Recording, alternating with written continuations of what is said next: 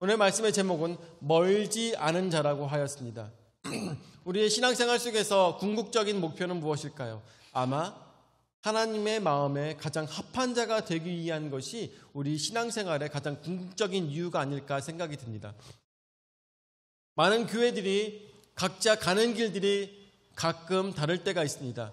여러분들, 저 같은 경우에도 대학교에서 아니면 대학원에서 이 성경을 배울 때, 성경을 배우고 구원론 자체를 배울 때도 구원론 자체도 두 가지 방법이 있어요.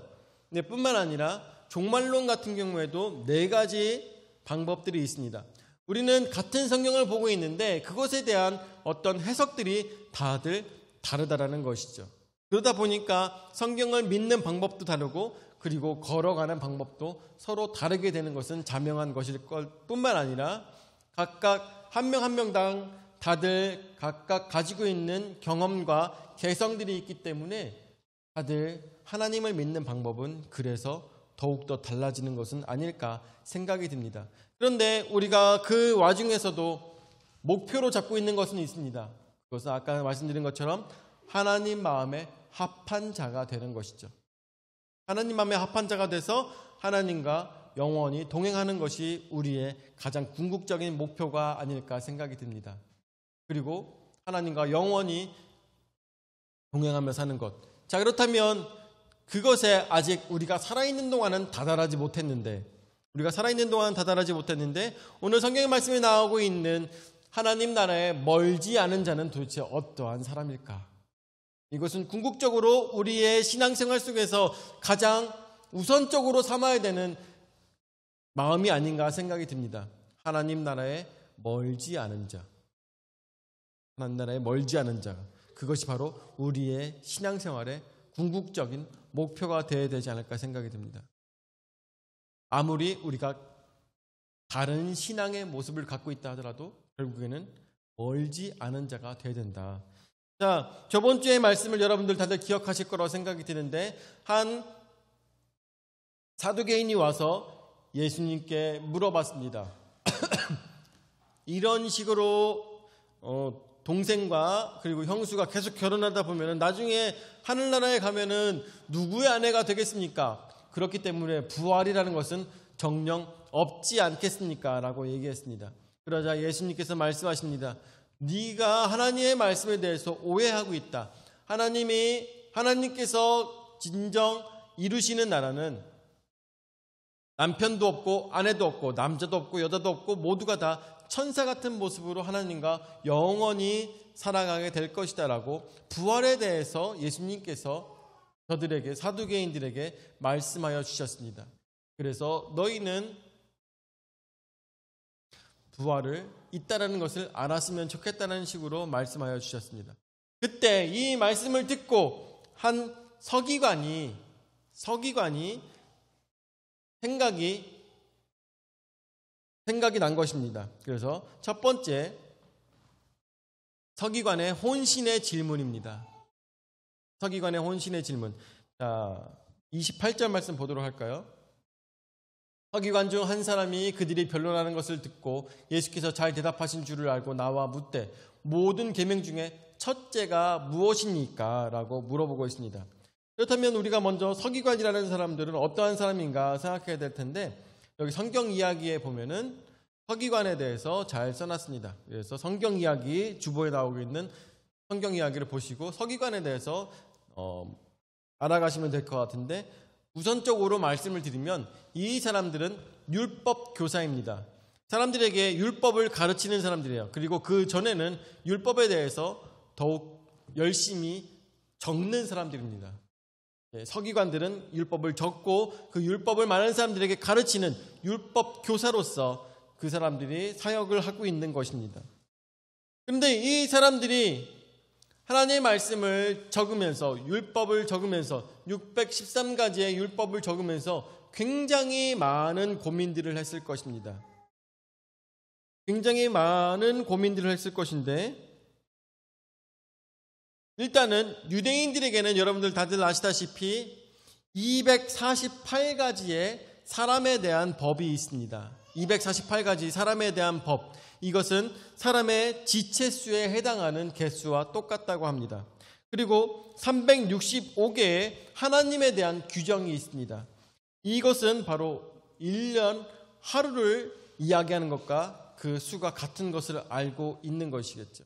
그래서 이 613가지의 법을 가지고 저 이스라엘 서기관들은 많은 사람들에게 이것을 가르치는 역할을 하고 있습니다. 하나님의 말씀을 가르치는 역할을 하고 있는데 그 사람들도 아마 똑같은 고민을 갖고 있었을 거라고 생각이 듭니다. 저도 마찬가지로 이런 고민을 굉장히 오랜 시간 하고 있어요. 아마 여러분들도 신앙을 이제 보시기 시작하시는 분들, 신앙을 이제 보기 시작하는 사람들도 아마 똑같은 고민을 하고 있을 거라고 생각됩니다. 그 똑같은 고민은 무엇이냐? 그렇다면 믿음 생활은 어떻게 해야 될까? 여러분들 그런 고민이 있습니까? 없습니까? 없으면 말짱 헛달린 거고 있다면 잘하고 있는 거죠. 잘 가고 있는 거죠. 그렇다면 믿음 생활은 어떻게 해야 되는 것일까? 이 궁극적인 질문이 우리에게 던져져야 되는 것이죠. 여러분들 혹시나 그 전까지 이 질문이 없었다면 여러분들 마음속에 던져보시기 바랍니다. 그래, 내가 예수 그리스도를 믿고 내 영혼이 구원받았어. 그렇다면 이제부터 나는 어떻게 신앙생활을 해야 되겠는가? 이 고민이 우리에게 있어야 되는 것이겠죠. 지금 많은 큰 교회들은 같이 실뜨기도 하고 아니면은 골프도 같이 치고 하면서 여러 가지 이런 취미 생활들을 같이 나눠 갑니다. 그리고 성경 말씀을 배우는 그런 귀한 시간들도 갖죠. 그리고 같이 교제를 나누며 카페에서 얘기도 많이 하고 이런 일들을 많이 합니다. 그것이 왜 그런 것일까요? 아무래도 같은 질문을 갖고 있기 때문입니다. 그렇다면 우리가 앞으로 어떻게 신앙생활을 해야 될까? 그것을 점점점 알아가고 있는 것이죠. 사실 오늘 말씀에 나오고 있는 이 서기관은 이 궁극적인 질문을 예수님께 하고 있는 것과 마찬가지입니다. 이 서기관은 예수님을 함정에 빠뜨리기 위해서 다른 사두개인들처럼 바리새인들처럼 그런 마음을 가지고 예수님께 질문한 것이 아닙니다. 왜?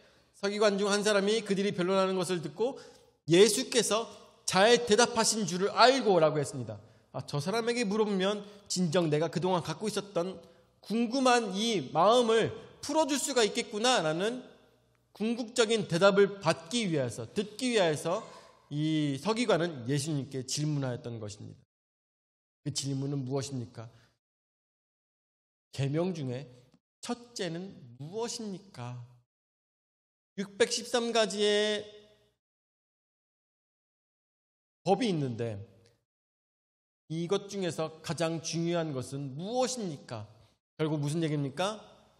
이 어려운 것들을 백성들에게 다 가르치는 것은 너무나도 힘듭니다. 그렇다면 어떤 것들을 가르쳐야 가장 효율적이고 가장 신앙생활을 잘할 수가 있겠습니까? 어떻게 하시면 하나님을 잘 섬기겠습니까에 대한 질문을 이 서기관은 그 전부터 오랜 시간 가지고 있었을 것입니다. 그리고 아마 제 생각인데 이 서기관은 마음에 이것이 맞을 것이다라는 어떤 흐릿한 결론을 맺고 있었을 것이에요. 자, 그런 마음을 가지고 한번 말씀을 계속 보도록 하죠. 29절 말씀 보도록 하죠. 29절에 예수께서 대답하시되 첫째는 이것이니 이스라엘아 들으라 주 곧 우리 하나님은 유일한 주시라 라고 이야기하고 있습니다. 예수께서 대답하시되 첫째는 이것이니 이스라엘아 들으라. 여러분들 익숙한 말 한마디 나오지 않습니까? 이스라엘아 들어라. 그걸 뭐라고 합니까? 이사야서 말씀으로 이사야서 6장 말씀에 나오는 것처럼 쉐마의 말씀입니다. 쉐마의 말씀. 굳이 이 자리에서 쉐마의 말씀을 예수님께서 하시는 이유는 무엇이겠습니까? 그것은 서기관은 이 쉐마의 말씀을 너무나도 중요하게 생각하고 너무나도 잘 알고 있었습니다. 그렇기 때문에 이 서기관의 영혼이 뜨이는 이 말씀 이스라엘아 들으라라는 쉐마의 말씀으로 이 서기관의 영혼은 깨어난 것과 마찬가지였습니다. 그리고 그 깨어난 영혼에 예수님께서는 가장 첫째 되는 계명을 말씀하십니다. 주 곧 우리 하나님은 유일한 주시다 라고 말씀하시면서 30절 말씀에 내 마음을 다하고 목숨을 다하고 뜻을 다하고 힘을 다하여 주 너의 하나님을 사랑하라 하신 것이요 라고 말씀하십니다. 우리의 인생 속에서 가장 첫째 되는 계명은 바로 목숨을 다하고 뜻을 다하고 힘을 다하여 주 너의 하나님을 사랑하라고 말씀하고 있습니다.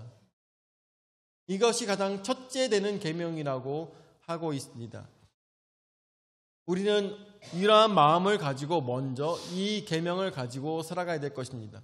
우리는 이 세상에 살아가면서 첫째 되는 것은 무엇이었습니까?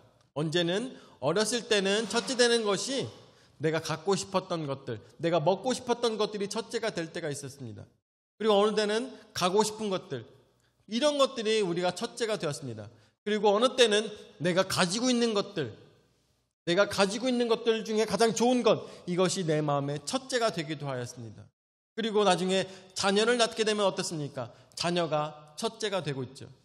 자녀가 첫째가 되어서 이 자녀가 목숨을 위태로 할 때 어떡합니까? 부모는 자신의 목숨을 버려서까지도 그 자식들을 구하는 것이 부모의 모습 아니겠습니까?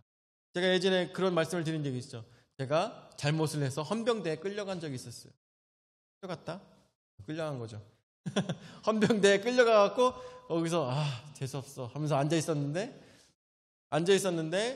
그때 여름이었거든요.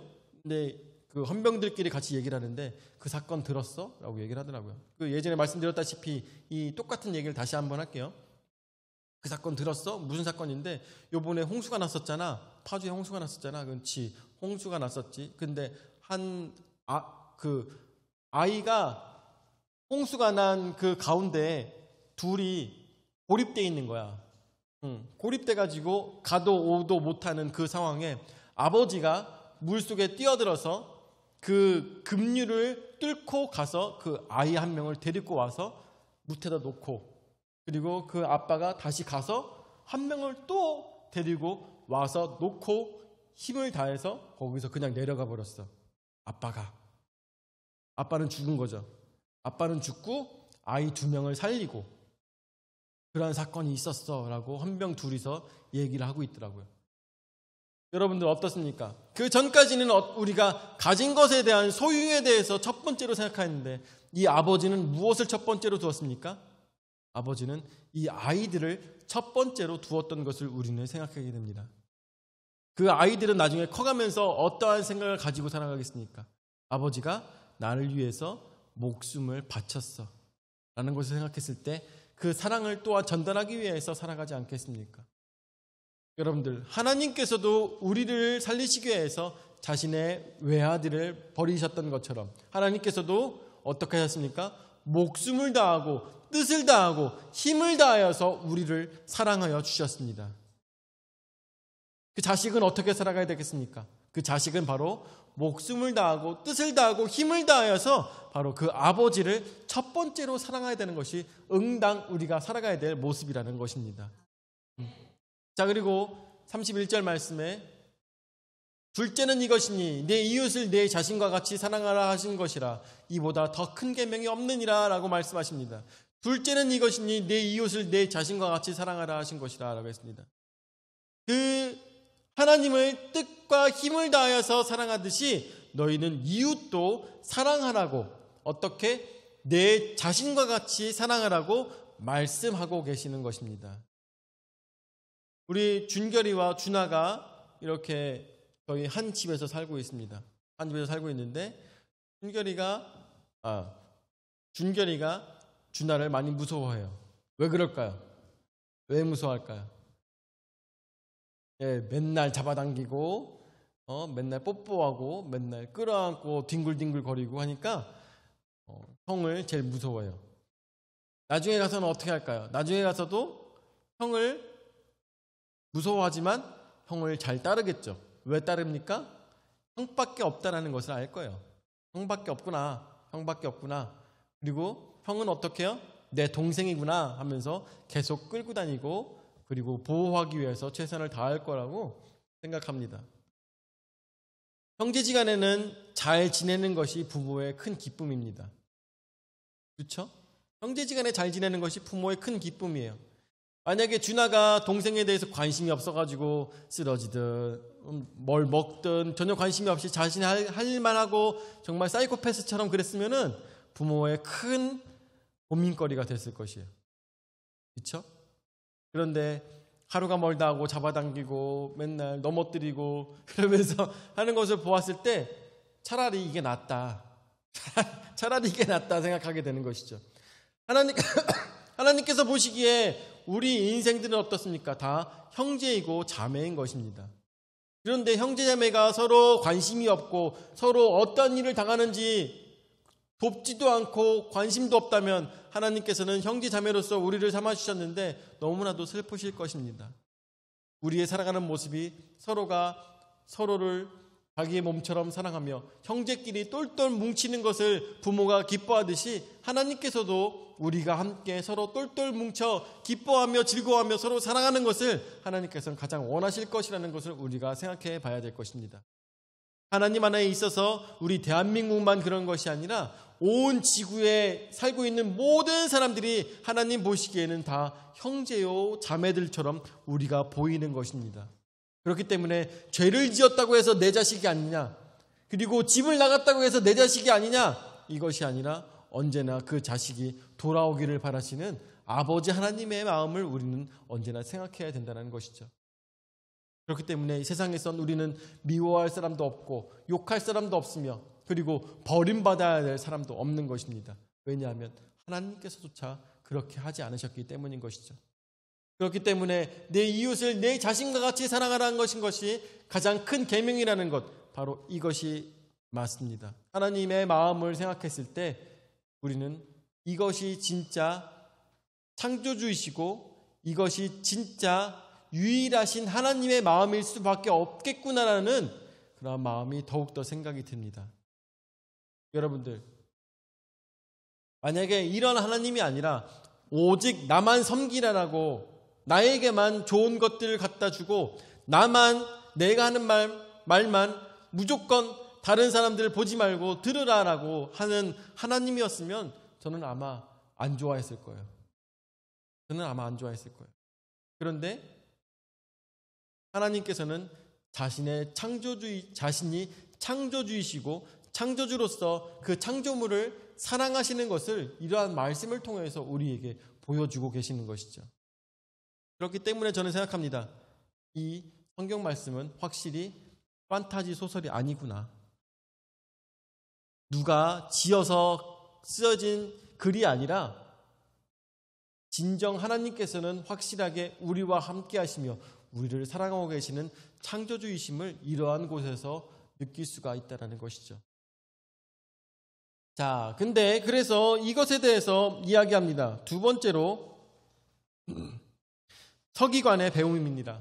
서기관은 이 시간 와서 예수님께 질문하였을 때 아까도 말씀드렸다시피 예수님을 책잡기 위해서, 예수님을 넘어뜨리기 위해서 질문한 것이 아니라 예수님으로 하여금 어떤 배움을 받기 위해서 예수님께 물었던 것입니다. 그리고 아까 여러분들에도 말씀드렸다시피 이 서기관은 아마 믿음 생활이라는 것은 이렇게 하는 것일 것이다 라고 흐릿하게 생각하고 있었을 거라고 여러분들에게 말씀을 드렸습니다. 예수님께 물어본 이유는 무엇이겠습니까? 그렇다면 물어본 이유는 이것에 대해서 확증을 받기 위해서입니다. 확증. 우리도 그렇지 않습니까? 내가 알고 있음에도 불구하고 선생님한테 물어볼 때 있지 않습니까? 왜요? 이것이 맞다라는 것을 확인받기 위해서. 아마 이 서기관도 같은 마음을 가지고 같은 정의로운 마음과 진정 안에서 사랑이 솟구치는 마음, 정말 백성들을 바라보며 저들을 어떻게 하면 올바른 곳으로 인도할 수 있을까에 대해서 고민을 하고 있었던 더 권력자들을 바라보지 아니하고 진정 하나님의 사랑을 전달하고 싶어하는 철저한 진정 참된 서기관의 마음으로 이전까지 살아왔던 것을 우리는 상상해 볼 수가 있겠죠. 상상해 볼 수가 있겠죠. 이 서기관은 그래서 이 배운 것을 가지고 이야기하고 있습니다. 32절 말씀에 서기관이 이르되 선생님이여 옳소이다. 하나님은 한 분이시오. 그 외에 다른 이가 없다 하신 말씀이 참이니이다 라고 이야기하고 있습니다. 내가 이제까지 살아오면서 하나님의 말씀을 많은 사람들에게 가르쳤고 그리고 이방 종교들도 많이 보고 많은 것들을 비교해보고 많은 것들을 고민해봤더니 확실히 하나님께서는 살아계시며 하나님께서는 한 분이시고 우리가 하나님을 섬기는 것이 옳다라는 것을 저는 너무나도 깊게 깨달았습니다 라고 2000년 전에 이 서기관은 고백하고 있는 것입니다. 다른 신을 섬길 이유가 전혀 없습니다. 바알 신을 섬길 풍요를 위해서 바알 신을 섬기고 더 많은 자식을 낳기 위해서 아세라를 섬기는 이 못된 사람들과 그러한 믿음들과 다르게 하나님은 오로지 한 분이시며 그분만 섬기는 것이 옳고 가장 잘하는 것이라는 것을 저는 오랜 신앙생활과 이 율법 교사로서 살아가면서 깨달아 알았습니다. 그리고 당신이 얘기하시니 이것에 대한 확증을 제가 받았습니다. 그렇기 때문에 하나님 외에는 다른 분이 없나이다라고 이 서기관은 고백하고 있는 것입니다.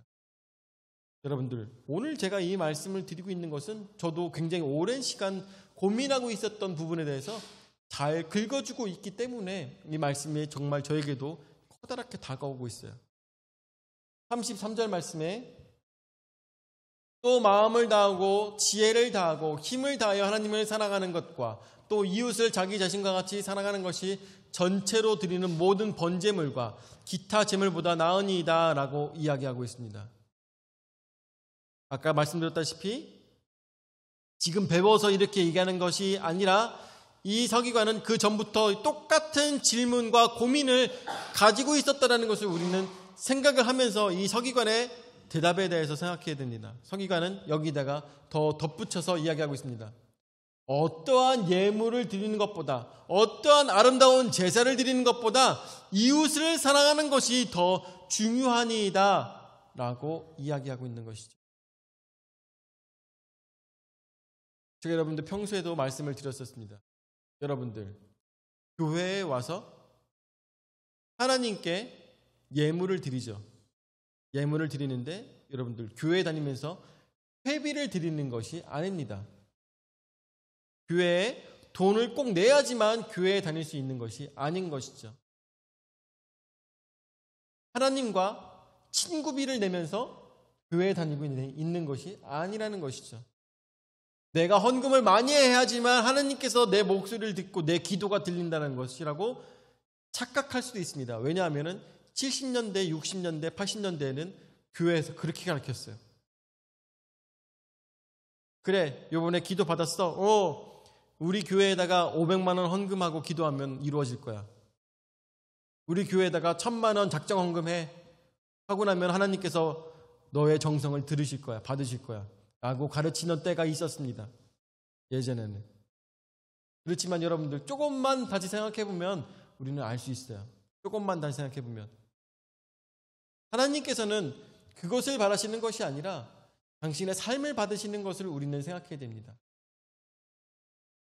100원을 드리든 1000원을 드리든 10,000원을 드리든 그것이 중요한 것이 아니라 어떻게 하나님의 말씀에 순종하며 살아왔고 어떠한 모습을 가지고 하나님 앞에 영광을 올려드렸는지 그 삶으로 하나님 앞에 드리고 난 다음에 그것이 감사하여서 하나님께서 주신 것이 감사하여서 거기서 드리는 예물이 진짜 예물이라는 것입니다. 여러분들, 저는 인터넷에 쓸 때도 그런 얘기를 해요. 아니, 교회에 가면은 11조 내야 되고 감사헌금 내야 되고 이런 교회에서 뜯어가는 돈이 너무 많아서 제가 교회 가기 싫다라고 얘기하는 사람들이 꽤 많더라고요. 그래서 제가 답글을 달아줬습니다. 교회 가서 헌금하실 필요 없습니다. 안 하셔도 돼요. 안 하셔도 돼요. 감사한 일이 없는데 감사 예물을 드리는 것이 무슨 의미가 있겠습니까? 기쁜 일이 없는데 거기다가 기쁘지 않은데 하나님의 덕을 본 것이 없는데 거기다 헌금하는 것이 무슨 의미가 있겠습니까? 이것이 내가 번 돈이라고 생각하는데 11조를 왜 하겠습니까? 내가 번 돈이 아니라고 생각하고 내가 감사한 일이 있고 또한 하나님의 나라에 함께하고자 하는 마음으로 예물을 드리는 것이지, 내가 감사한 일이 없다면 왜 감사헌금을 합니까? 교회가 깡패도 아니고 깡패 집단도 아니고 왜 그곳에서 회비를 내려고 합니까? 라고 얘기를 하죠. 그렇습니다. 하나님께서 진정 원하시는 것은, 하나님께서는 돈을 찾으시는 분이 아니세요. 왜 그렇습니까? 하나님은 창조주이십니다. 창조주세요. 창조주라는 것은 하나님께서 원하시면은 이 모든 것들에 대해서 이 돈에 대해서 초월하신 분이시라는 것입니다. 돈이라는 것은 사실 인간의 개념인 것이죠. 하나님께 있어서는 그런 개념조차 있을 필요가 없습니다. 예물이라는 것. 다만 하나님께서 기쁘게 받으시는 것은 그 정성이라는 것입니다. 정성. 요즘 준결이에게 오늘 아침에 보니까 김가루를 묻혀가지고 밥을 이렇게 쪼글쪼글 해가지고 그것을 준결이 입에 넣어주더라고요. 넣어주면서 준결이가 이제서야 이빨 아래 4개, 위에 2개 가지고 그거를 오물오물 씹어먹더라고요. 자, 그런데 거기서 제가 가서 같이 하고 입을 벌리고 있어요. 같이 하고 입을 벌리고 있으면은 저희 아내가 주는 척 하고 있어요. 준결이가 그거를 이렇게 바라보고 있어요. 이렇게 바라보고 있어. 근데 이거 가지고 아직 너무 재미가 없는 거예요. 왜냐하면 바라만 보고 있으니까. 막 화를 내고 그걸 왜 아빠를 주냐며 막 이렇게 해야 재밌을 텐데 아직 그런 개념이 없어요. 그러면서 얘기를 합니다. 준아도 같은 얘기를 했는데, 이거 저희 아내도 하는 얘기가, 이거 아빠 주면은 자기의 밥그릇이 작아지는 걸 좀 알았으면 재밌을 텐데, 네? 그런 거 없이 그 바라만 보고 있으니까 재미가 없다라고 얘기를 하죠. 부모의 기쁨은 무엇일까요? 그거 애 거 뺏어 먹어서 기쁠까요? 애 거를 뺏어 먹어서 기쁜 게 아니라 애가 아빠를 어떻게 생각하고 있고 엄마를 어떻게 생각하고 있는지를 보는 것이 즐거움입니다. 그렇죠? 하나님께서 우리에게 원하시는 것은 무엇이겠습니까? 하나님께서 우리에게 밥을 뺏어 먹고 싶으실까요? 우리가 가진 것을 빼앗고 싶으실까요? 우리가 가진 집을 받고 싶으실까요? 아닙니다. 여러분들, 애가 자기가 먹으려고 했던 초콜릿을 아저씨가 와가지고 아저씨 한 입만 줘 하면서 아저씨한테 다 주려고 하면은 애한테 뭐라 합니까? 아니야 너 먹어. 그렇죠? 부모도 마찬가지입니다. 아빠 한 입만 줘 라고 했을 때 아이스크림을 아빠한테 다 주려고 하면은 아빠 어떻게 합니까? 어떻게 해요? 아니야 너 먹어. 이게 부모의 마음인 거죠. 하나님께서도 어떻습니까? 하나님께서도 우리의 온 힘과 정성을 다해서 하나님을 섬기면서 나 자신을 아끼지 않는 모습을 봤을 때 하나님께서는 아니야. 네 마음 알았어. 네 마음 알았으니까 갖고 있어. 뭐 필요한 데 써. 하시는 게 하나님 아니십니까? 그게 진짜 부모 아닙니까? 다 뺏어가는 게 어떻게 부모입니까? 다 뺏어가는 게 그게 어떻게 하나님입니까? 하나님이 그것이 부족하여서 그걸 달라고 하십니까? 절대 그렇지 않다는 것이죠.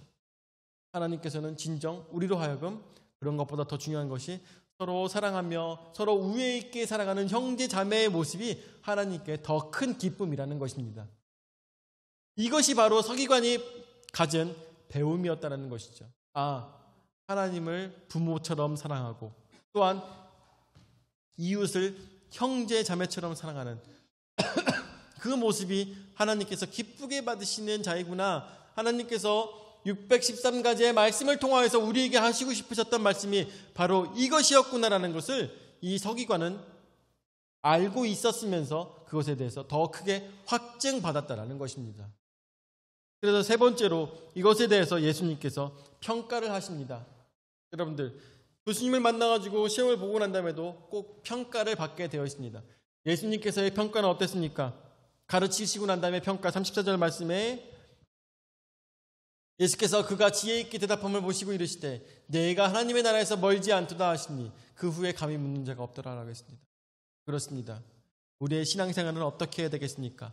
하나님을 내 뜻과 목숨과 힘을 다하여서 섬기며, 둘째로 내 이웃을 내 몸처럼 사랑하는 모습을 보았을 때 그 속에서 멀지 않은 자가 되는 것입니다.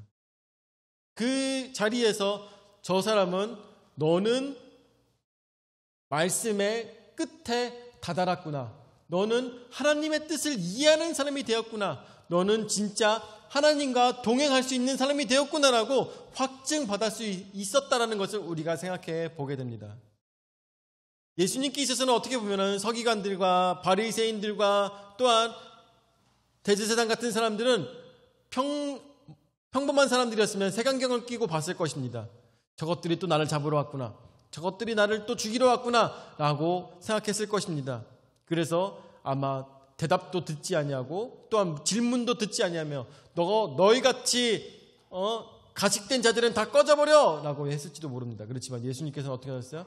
한 명 한 명 중요한 말씀들로 저들의 하여금 깨닫게 만드셨다는 것을 보았을 때 하나님께서는 진정 바리새인이라고 싫어하신 것이 아니라 사두개인이라고 싫어하신 것이 아니라 또한 이런 서기관이라고 싫어하신 것이 아니라 저들의 각각 영혼들을 바라보시며 영혼들에게 말씀을 주시고자 하는 예수 그리스도의 그 따뜻한 마음을 우리는 상상해 볼 수가 있겠습니다. 오늘 말씀을 마무리 지면서 멀지 않은 자입니다. 우리의 신앙생활 속에서 같은 질문을 갖고 있지 않습니까? 내가 어떻게 신앙생활을 해야 될까에 대한 고민을 가지고 있습니다. 그것에 고민을 가지고 서기관은 물어봤습니다. 어떤 것이 첫째 되는 계명이며 어떻게 생활해야 되겠습니까? 어떻게 믿음 생활을 해야 되겠습니까? 라고 하였을 때 예수님께서 이것에 대해서 종합적으로 잘 줄여서 말씀해 주셨고 이것에 대해서 서기관도 평소에 생각하고 있었던 것을 예수님께 고백하는 것을 보게 됩니다. 우리의 지금 여러분들 다들 아시다시피 대한민국의 기독교는 방향을 모르고 질주하고 있는 모습이 우리에게 있을 때가 있습니다. 이럴 때 진정 필요한 말씀이 바로 오늘의 말씀. 하나님을 사랑하고 또한 이웃을 사랑하는 것이 우리에게 있어야 된다는 생각이 듭니다. 이것이 올바르게 섰을 때 많은 사람들이 다시 교회로 돌아오게 될 것이라고 저는 확신합니다. 많은 잃어버렸던 영혼들, 또한 지금 전도하지 못하고 있는 많은 영혼들, 그들은 우리가 올바른 신앙생활로 자리 잡았을 때 그들은 돌아오게 될 거라고 저는 확신합니다. 오늘 우리가 이 말씀을 듣고 내 삶에 적용함으로 나 또한 하나님을 사랑하고 이웃을 내 몸처럼 사랑하는 마음을 가지고 아름다운 신앙생활을 여러분들 하나님 안에서 영위해 나가시기를 예수 이름으로 축원을 드립니다. 아멘. 하나님 역사하시는 주님 은하 사랑을 감사를 드립니다. 오늘도 저에게 귀한 은혜의 말씀으로 깨달을 수 있도록 인도하여 주심을 감사를 드립니다. 주여, 오늘 우리가 신앙생활을 어떻게 해나가야 되겠습니까? 많은 고민들을 갖고 있지만 예수님께서는 오늘 말씀을 통하여서 저희에게 이 모든 고민들을 줄여주신 것을 또한 확증시키신 것을 저희는 보게 됩니다. 하나님을 먼저 사랑할 수 있도록 인도하여 주시었고 내 이웃을 내 형제처럼 내 자신의 몸처럼 사랑할 수 있는 우리의 온전한 신앙이 됨으로 인하여서 이 땅에서 천국을 만들어가며 또한 하나님 나라에서 영원한 삶을 하나님과 동행하며 살아갈 수 있는 아름다운 신앙인들 될 수 있도록 주여 역사하여 주시옵소서. 이제는 자기 몸부려 죽기까지 우리 죄를 담당하신 구주 예수 그리스도의 은혜와 자기 외아들을 주기까지 우리를 사랑하신 아버지 하나님의 무한하신 사랑과 성령 하나님의 감화 감동 역사 교제 위로 내주하시는 은혜가 오로지 하나님만 섬기며 하나님만 주로 믿으며 또한 내 이웃을 하나님의 자녀로서 사랑하며 살아가는 모든 성도들 머리 위에 영원히 함께 하실지어다. 아멘.